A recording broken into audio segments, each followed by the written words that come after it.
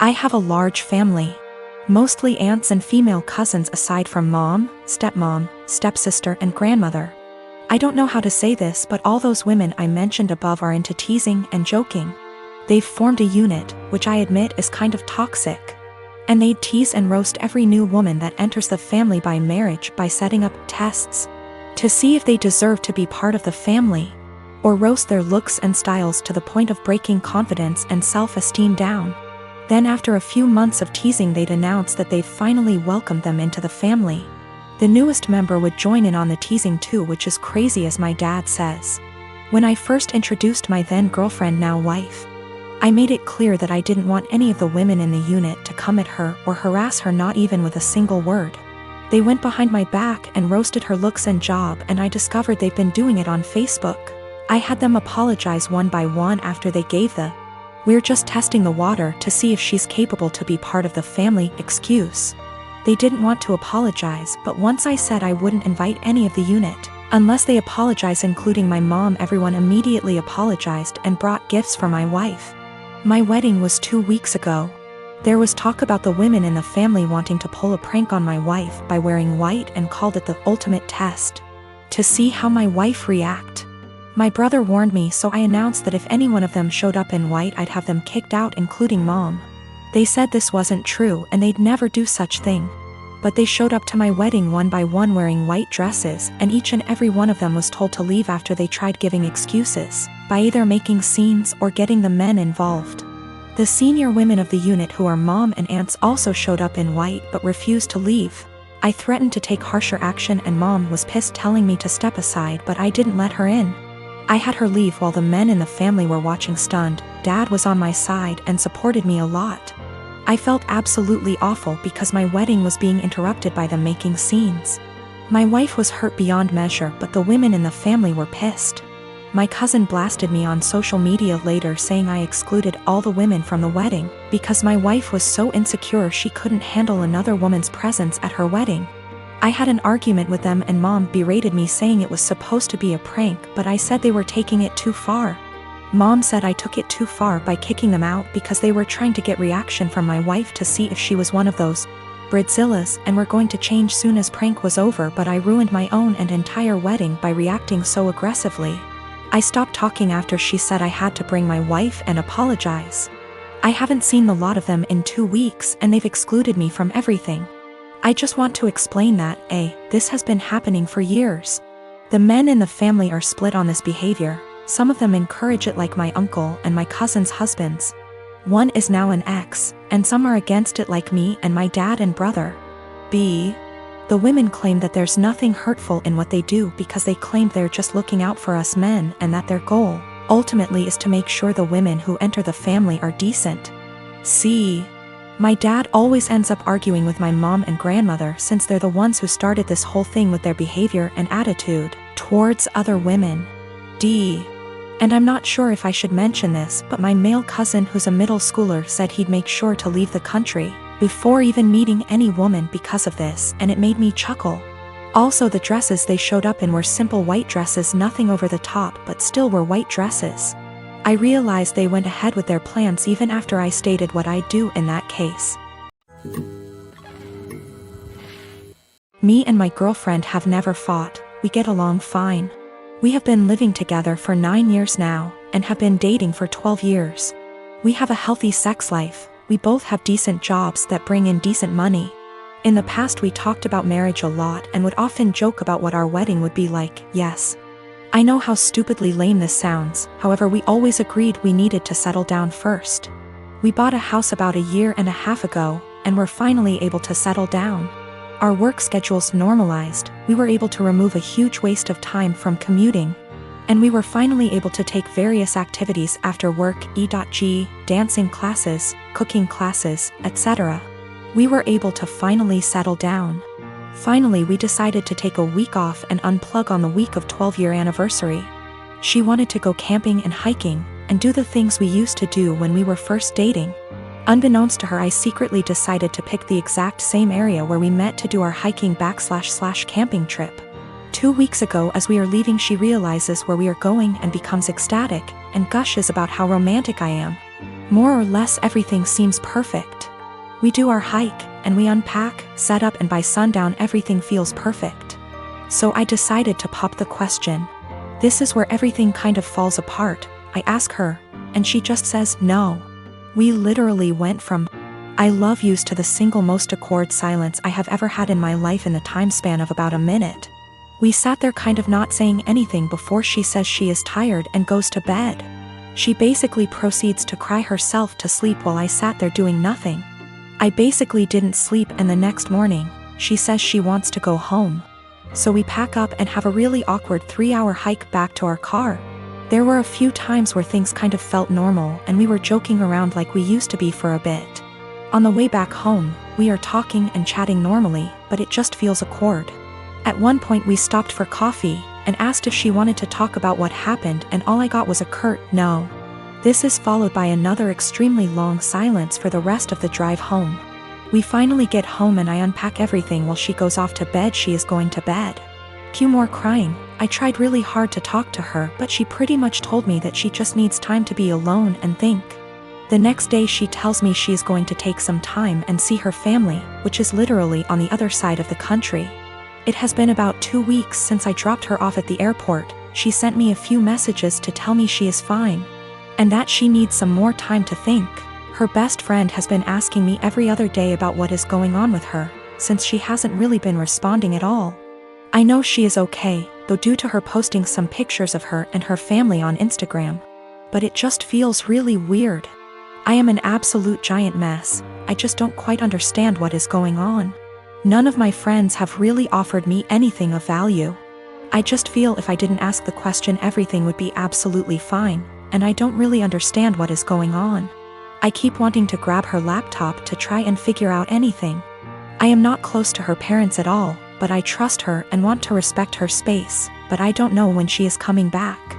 I even sent her a message this morning, and I know she saw the message and received it, but hasn't replied. Also, her work has called me this morning asking about where she is. Apparently she had taken an extra week off last week, but she was supposed to be in yesterday. Now everything feels like it is falling apart and I have no idea what to do. The reason why it took so long for us to get married is we both agreed we wouldn't move to the next step until we finished the following. We both finished school. For her that wasn't until 2 years ago. We both had stable jobs. We had a place where we could agree would be good enough to take stuff to the next step. We both had decent working hours. For a long time she was doing her residency and we more or less worked opposite shifts. We did talk about marriage and kids, and both agreed it would be part of the next step after we got settled. Boyfriend and I had been together for 6 years, work our day jobs together, and also run a side business together. He's my best friend, and despite managing to get past and through a lot together, he hasn't proposed. His family is starting to pressure us to get married, but he said he hasn't decided yet. He has said that he wants to get married and have a ton of kids, so what he means is, he hasn't decided if he wants to marry me. My ego is a little hurt. What else does he need to know that he hasn't already learned in almost 7 years? Is indecision the same thing as a decision in this case? We both started therapy separately very recently to work through some trauma and cope with anxiety. I don't know if I should wait to see if he'll come to kind of epiphany in therapy, or if I should leave and save the decision for him. I love him a lot, and for a long time I saw a future with him. But recently I'm starting to accept signs that he just doesn't love me as much as I love him. How do I know if he loves me or if he just doesn't want to be alone? We don't live together. We won't live together until we are married. He has stayed over for extended periods of time, so we're mostly familiar with each other's habits. We are from different cultures, but I still come from a traditional family, so we have a lot of the same values. I just consider myself to be more independent. I am very uncomfortable with the idea of an ultimatum. I don't like the idea of forcing someone to make a decision out of fear or because they're backed into a corner. My communication skills are something that I'm pretty proud of, to be honest, but it's something that he struggles with. And that's one thing he wants to work on in therapy. I'm working on not projecting my fears of insecurity onto our relationship, even when he isn't communicating properly. He picked me up and I told him that after the conversation with his family, I've been feeling really insecure in our relationship. And if he's unsure if he wants to marry me, I need to know what he's unsure about. I said if we want to have kids, I really can't wait forever. He says that he is sure he wants to marry me, and he might have had a plan to propose. But when I came over, his family completely blindsided him, and now it's awkward, like they've spoiled it. I told him maybe he needs to think about if what we have is what he wants. I just feel it shouldn't be this complicated. Maybe I'm just jaded and bitter at this point and nothing will make me happy. I do believe him. He wouldn't drag me along just for the fun of it. I love him, and our lives are so wrapped up, it's very hard to leave, even if I wanted to. I just wish I could read his mind. I wanted to talk to my therapist before I made any decisions. We both had appointments the following day, and in my session she asked me if I thought I was ready for marriage.